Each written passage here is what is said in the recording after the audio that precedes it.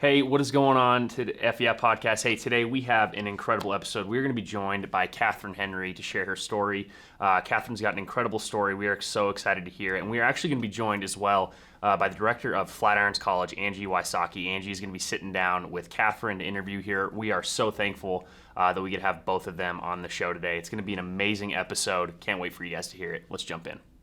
Hey guys, welcome to the FEI podcast. Like Christian said, I'm Angie, and I'm so excited to be joining you today. Love what's happening with this podcast and just excited for the invite. But the real star of today is Katherine, who's joining me and you guys. She has a story that you are going to be so encouraged by and love to hear. But before we dive into that, Katherine, we're new friends, which is great. Yeah. You're from Iowa.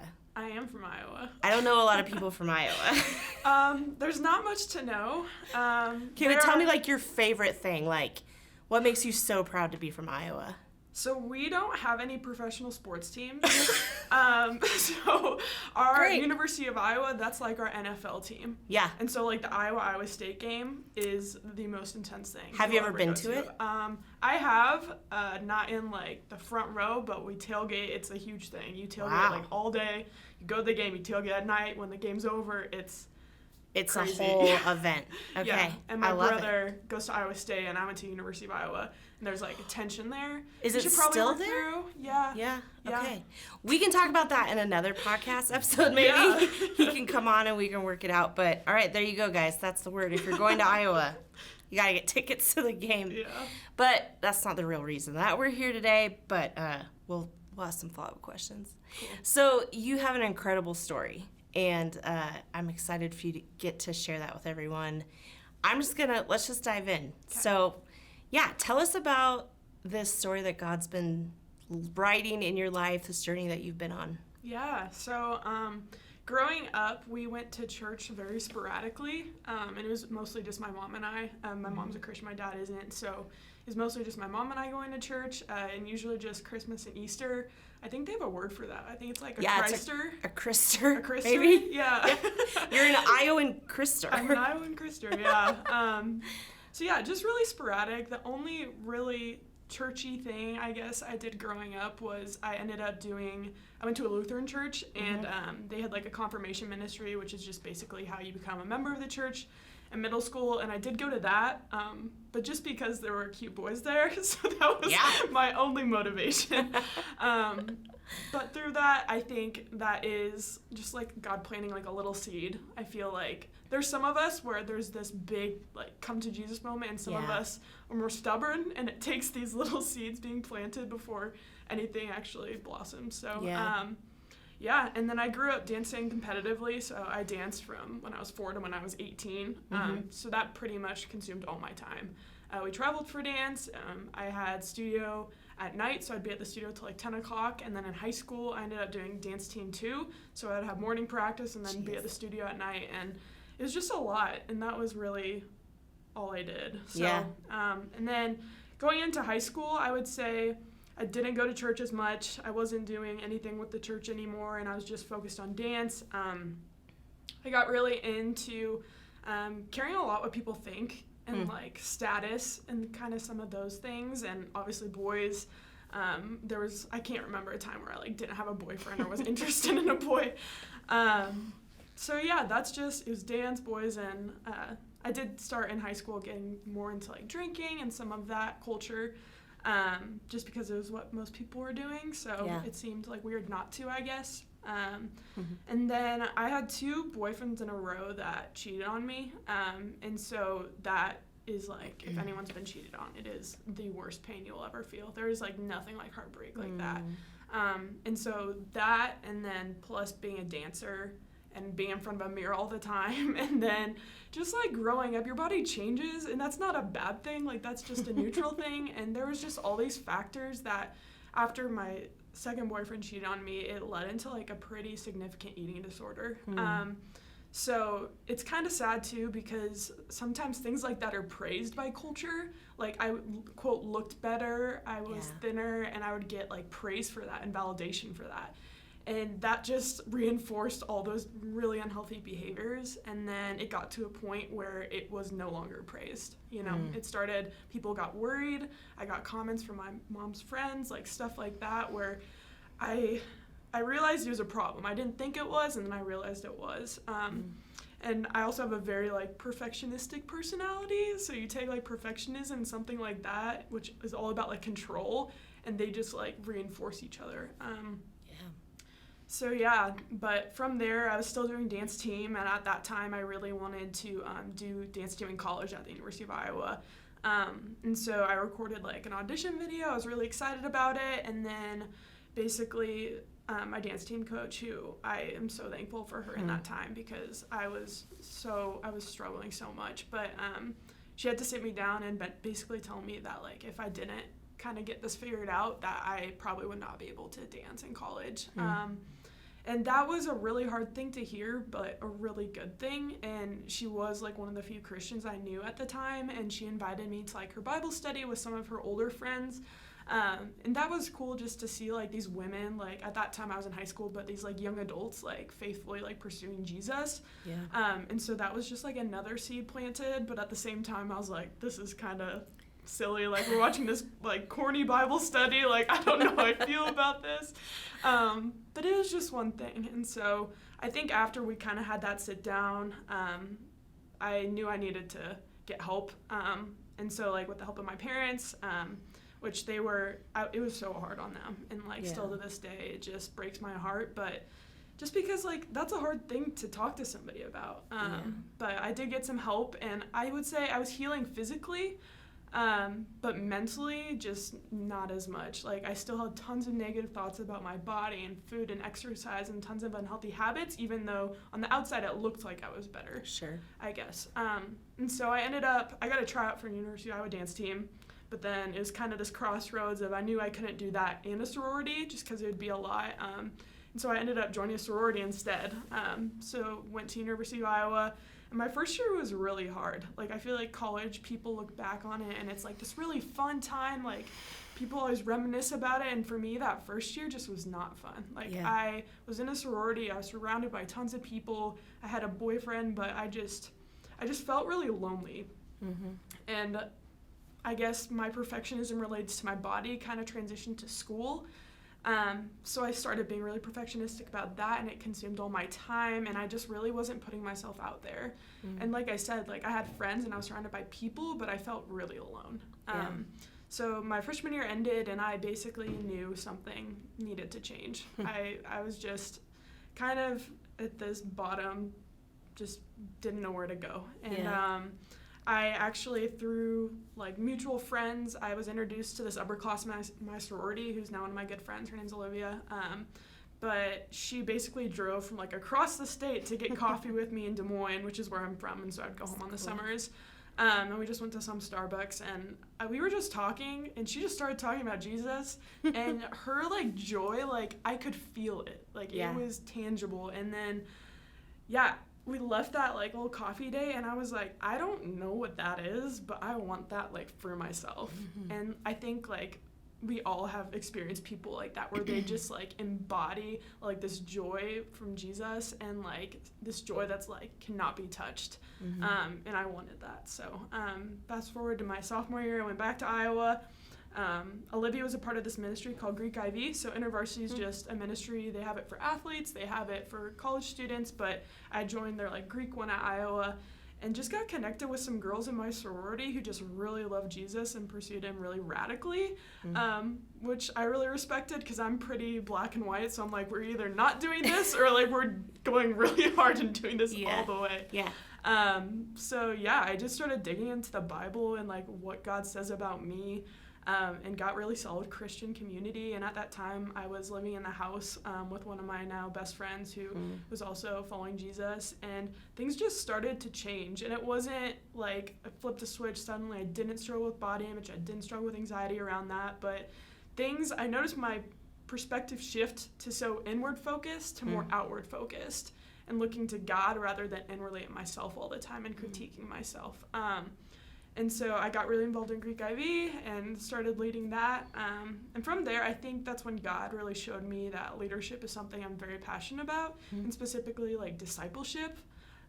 So like walking with people as they move through this like sanctification process.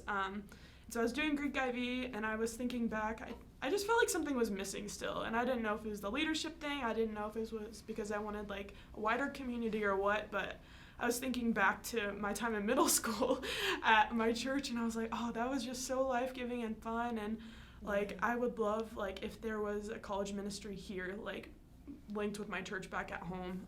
And at that time they had a college ministry at Iowa State, not yet at Iowa, and so I reached out to Mark Brandt, who he was the pastor for that middle school ministry, and I was like, hey, is this something do you think we could do at Iowa? And he was essentially like, yeah, and I think you should start it. Yeah. And at that time, I disqualified myself. I was like, I don't know anything about scripture. I'm going to be telling these college students things that aren't true. I was just really worried about all of it. But I was walking on campus, and I actually ran into one of the girls I was confirmed with. And I was kind of telling her what I was thinking and praying about and stuff. And she was like, oh, I'm going to do it with you. So we both just like faithfully kind of started this ministry, and at first there was like a couple people, so it wasn't anything big, but then we had this fall launch, and it was just such a humbling moment because it made me realize that like it's not me doing any of this. Like we got there that night, and these students just flooded in, and I just remember during worship just hearing all the voices and all the singing and standing there with Mara being like, this is not me. Like, this is so much bigger than me. And so I think that's when, like, ministry, I just started to feel a real call to that. Yeah. So from there, I just kept on doing that. I was in really good Christian community, and then 2020 hit, and that was my senior year of college. So I ended up moving home that summer, just because there was nothing to do, because everyone was inside all the time. Because we weren't allowed to hang out. Yeah, exactly. So I ended up interning for my church at home in their young adult ministry. And just something that I feel like is so important is I was poured into by so many people. Like my boss for the young adult ministry, and there was all these other pastors and ministers there who just would meet with me individually, who would speak truth over me, and like to have that encouragement in a time where I didn't feel qualified to do any of it, that meant the world. And they weren't necessarily just hyping me up saying how awesome I am, but like identifying like what God is doing in me, and that's really helpful. So I did that, and then I graduated in fall of 2020, and then I kind of took a gap semester. I was in this crossroads because I really loved ministry, but I also had been pursuing this career in speech pathology. So I did my undergrad in that, and you need to get your master's to practice. So I was really considering that and praying about it, and I'd grown up coming to Colorado. I have family in Colorado, so it just been, it was almost like second home to me growing up. And as I was like praying about grad schools and stuff like that, Boulder was just on my mind a ton, like because it's beautiful, obviously, but I feel like I was in this really comfortable place with my community. And it would have been easy to stay at Iowa for grad school and all of that, but I just felt like God was calling me to move to Boulder, especially because there's a lot of people who don't know Jesus there, and being a little uncomfortable with that, and being able to surround myself with people who don't always think like me or act like me or whatever. So I ended up moving to Colorado, and pretty immediately I got plugged in Flatirons. It was really cool. I reached out to a couple churches, but then I met Janae.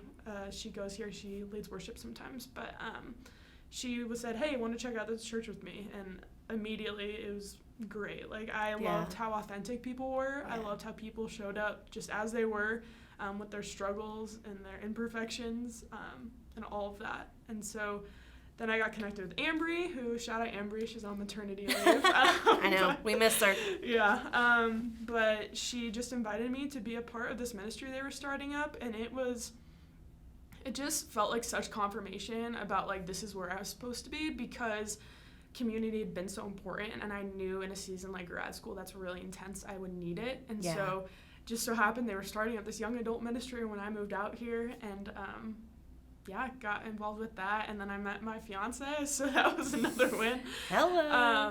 And grad grad school hasn't been easy, but I feel like now, like compared to how I used to handle things, especially related to body image and anxiety around school, it hasn't been easy, but it's been a lot more bearable because I know Jesus is with me and he's giving me that bigger perspective that it's not about my grades, it's not about how I'm perceived by others, but it's about like being faithful to this like eternal mission that's like above school, I guess. So it's kind of my story in a nutshell. I love it. Thanks for sharing all that. You talked just a lot through your story, this theme of like just body image is woven through there and how that affected you and the struggle with that. I'm guessing people watching and listening, like most people struggle with that as well, whether they're honest about it or not. Just curious, like, what would you say to people who are in that same space, just really being burdened by just the weight of their own perception of of themselves? Yeah, it's a really hard thing. I feel like a lot of women struggle with it, even if it's not a full eating disorder, it's like these unhealthy thoughts around food in our bodies and how we speak about them. Yeah. I would say, I think the first thing is just like, I think the enemy's number one weapon against women is to get them so concerned with themselves and their bodies that they can't think about people around them or God's mission. Yeah. And what he's doing. So I think that's the biggest thing, is acknowledging like that is the enemy, not you, or that's not something that should concern you, because he's just trying to throw you off from what God's doing in your life. Yeah. And I read this book called None Like Him by Jen Wilkin. It changed my life. It's basically about how God is different than us in so many ways, and there's different aspects of his character that we just don't have. Like he is sovereign, like we are not sovereign. But she talks about that for women, it's not a lack of self-worth, it's a lack of awe of God. Because when we're in that space, we're so consumed with ourselves, we forget who God is and how amazing he is. Sure. And when we can stand back and say, look how cool God is, then our focus shifts from like us to other people and him. And she has this great quote. I feel like whenever women are struggling with body image, people will just be like, remember Psalm 139, like, you are fearfully and wonderfully made. And like, that is a great psalm. I love that psalm. But I think we read it from the wrong perspective. We read it trying to think about us. Like, I am fearfully and wonderfully made. When really that psalm is about our creator. And this is what Jen will say, our creator is fearful and wonderful. Like, it has nothing to do with us and everything to do with him. And once you realize how amazing he is and how intentional he was with creating us, then the inwardness starts to shift, We start thinking more about others and about him. Yeah. Will you repeat the book just for people listening? Yeah, it's called None Like Him by Jen Wilkin. That's awesome. Some good thoughts. I'm like, I feel thrown off because I'm like thinking about what you just said. I'm like, that's a really good perspective.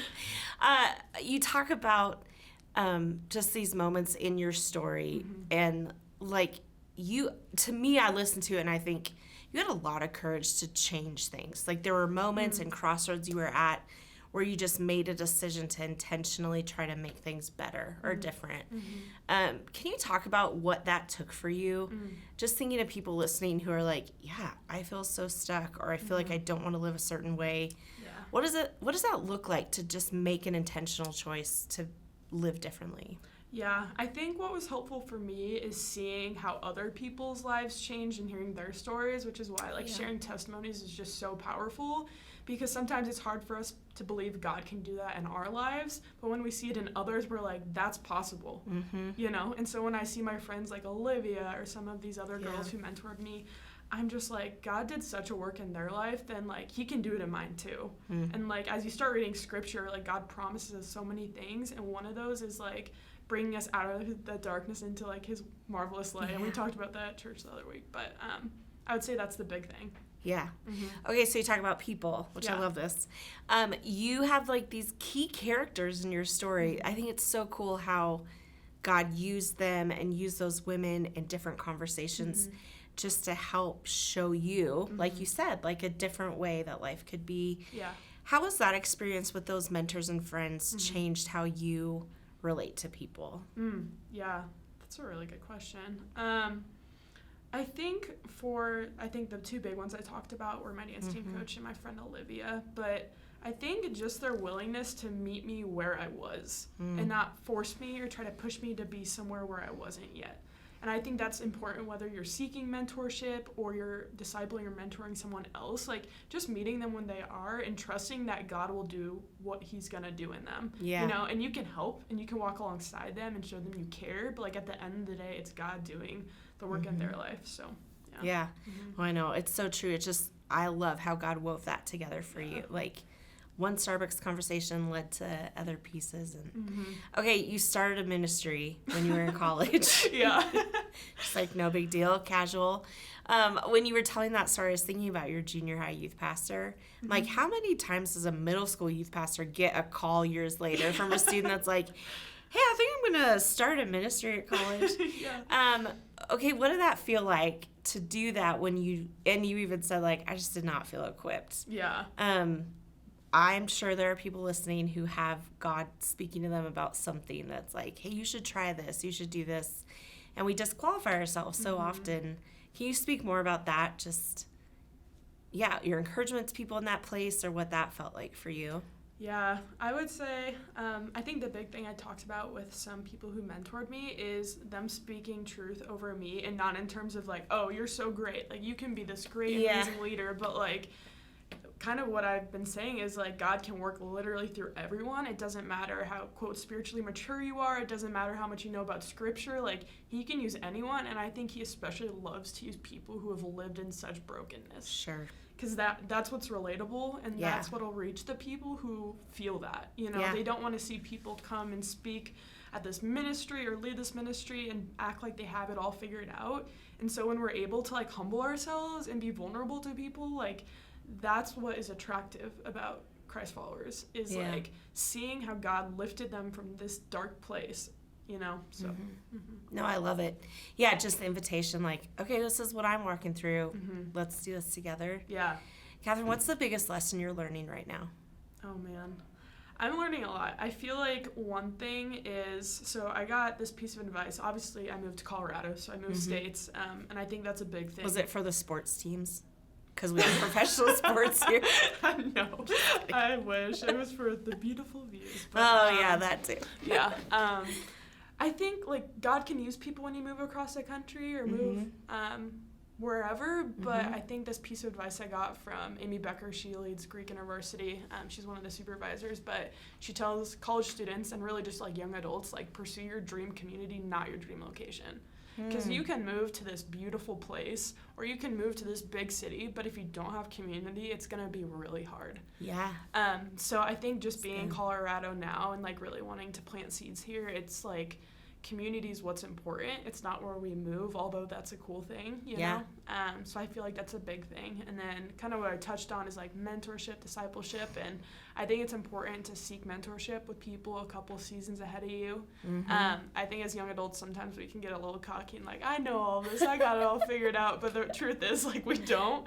And like especially when we get older and move into things like new jobs or marriage or having kids or whatever, like things, it's going to shake up our world a little bit. So I think having people a couple seasons ahead of you, but not only that, but like mentoring people like who are younger than you. Like I'm sure like for you in Flatirons College, like mentorship is so important, and for students and young adults, like to have someone to speak truth over, you know, like people younger than you can teach you things too. Totally. You know, so I think it's important both ways. Okay, I'm throwing in a question we didn't talk about. So good, here we go. But just that idea of community is like, I think people are craving it right now. So just what's one practical way, like you just moved, you've established new community, what's one practical step someone can take to, if they're like, I don't know how to make friends. I don't know how to do this. What's something that you did that helped you find community? That's a good question. I think in high school I thought like, you know, friendship was measured by how many you have. Sure. You know, and I think at the end of the day, like if you have like one or two or a handful of friends that, you know, you can go really deep with. I think that's really great. I think like moving to a new place can be hard because, you know, sometimes you can have that like vulnerability hangover and you hang out with the person for the first time and you tell them your whole story and then you're like, oh no, maybe I shouldn't have said that. But I think one big thing is like being intentional and getting uncomfortable about asking people to hang out. Like even if that's just one person, like if you go to YA or whatever like what communities you're a part of, and you ask one person, you're like, they're cool, and I see they're following Jesus, I'm going to ask them to get coffee. I'm going to ask them to hang out. And getting uncomfortable, because sometimes that is. Because, I don't know, making friends as a young adult is weird. Because I feel like it's so awkward. It's so weird. And, like, some people have friends, and, like, they've reached their, like, friend capacity, and some people are looking for new friends, and it can be really uncomfortable, but those friendships honestly pay off the most. Yeah. You know? I had a interaction this week that reminded me of that. Like, this person, I'm like, I assumed you were like set, like you had friends, you're set in a small group, and we had this conversation where I just realized, like, oh, you're not, like, I can't assume that for other people, so just ask, you know. Yeah, but definitely. Okay, you get the last word in this conversation, which honestly I feel like you could preach a sermon about so many things you've said today. Like, there's really good lines in here, but yeah, what would you just, as a closing thought or encouragement to people listening, you get the last word. Okay, cool. I think I have two things. I think one related back to body image is like, I just challenge like women especially, and I know men struggle with this too, but be like honest about yourself, about your relationship with like food in your body. You know, if you're listening to this and you feel like there are some things, the way you speak about your body, the way you think about it, that maybe just aren't in alignment with how like God speaks about your body, like I would just lean into that a little bit, you know, pray about that a little bit and talk to other people about it. Like, you would be shocked how many women actually struggle with that a lot, or have had an eating disorder like I did, you know? So I would say that's the first thing. And then the second thing is just what we've talked about, like, just reach out to 1 to 2 people if you're really struggling to find friendships. And you know, I think a lot of people in our generation value intentionality and see it as a really good thing. And so if you're intentional in relationships, that will be reciprocated. So I'll encourage people with that. Awesome. Thank you so much for sharing your story. And just thank you for being open to what God's doing in your life. You're a huge gift to Flatirons. Thank you so much. All the people that get to be in community with you. So thanks, Andy. Thank you. Hey, thank you so much for tuning in to the Flatirons Young Adults Podcast. If you have not already done so, please subscribe to this podcast so you can get notifications about when our new episodes are dropping. If you don't follow us on social media, follow us on social media at FlatironsYA. You can stay up to date with all of our live gatherings if you're in the Colorado area, our upcoming socials that we have once a month where we just get together and hang out and form community with one another. And at the end of the day, do not forget to share this with a friend if it has affected or touched your life. We will see you next time on the F Yeah Podcast.